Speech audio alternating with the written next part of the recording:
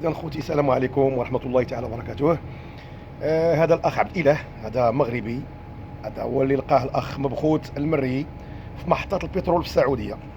مبخوت المري راه معروف في قطر، وجابوا معاه ودخلوا وحضر في المباراة، وكان الأمنية ديالو هو لما طرح عليه سؤال في الستاسيون لقاه فرحان بوحديته، فرحان بوحديته، وقال له غنشارك معاك الفرحة ديالي، والمقابله الجايه راك غادي تكون حاضر. هو الراجل راه ما صدقش، عبد الاله راه ما صدقش انه غيحضر. لما الراجل كان راجع من الامارات داز عليه وهزو وجابو، والسي عبد الاله راه حضر في المباراه ديال المنتخب الوطني المغربي، وحضر في مباراه الارجنتين، وحضر في فرنسا وانجلترا. فدائما غنخليو ليه دابا الكلمه يقول لكم على هذا الكرم ديال هاد الناس، ويقول لكم شنو هي الشعور ديالو حول فوز المنتخب المغربي. سي عبد الاله لك الكلمه، تفضل.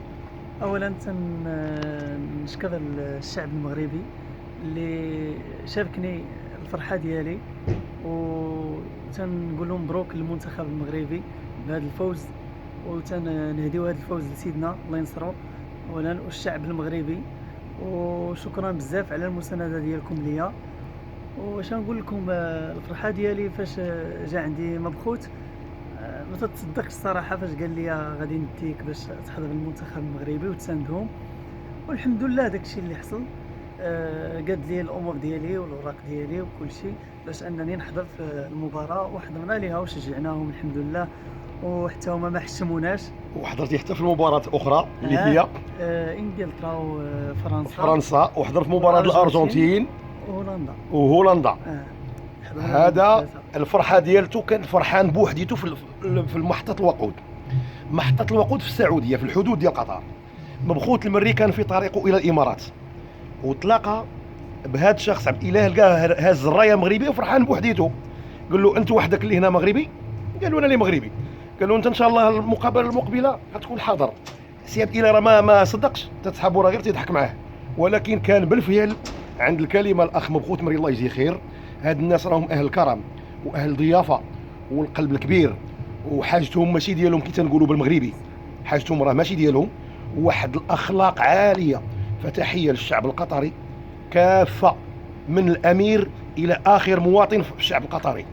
هنا راه كنعبروا على الصداقه اللي كتربط ما بين الشعب المغربي والشعب القطري العظيم البطل، اللي شرف العالم العربي بالتنظيم. والمغرب، المنتخب المغربي شرف العالم العربي بالفوز والتأهل إلى ربوع النهائي لأول مرة في تاريخ كرة القدم. فريق عربي وإفريقي كيتأهل النصف النهائي، يعني المربع الذهبي. وحنا اليوم كنشاركوا الفرحة ديالتنا مع السي عبد الإله. وملي غتشوفوا هذا الفيديو هذا بارطاجيوه، وإن شاء الله فرصة قادمة، ونتمنوا من الخير في الدومي فينال يفوز المغرب على فرنسا ويكون في الفينال، ولما لا نفوزوا بكأس العالم، ولما لا. صح يا سي عبد الاله؟ ان شاء الله ان شاء الله. شنو اش كتقول في المقابله ديال فرنسا مع المغرب؟ الاعتصامات ديالك شنو هما؟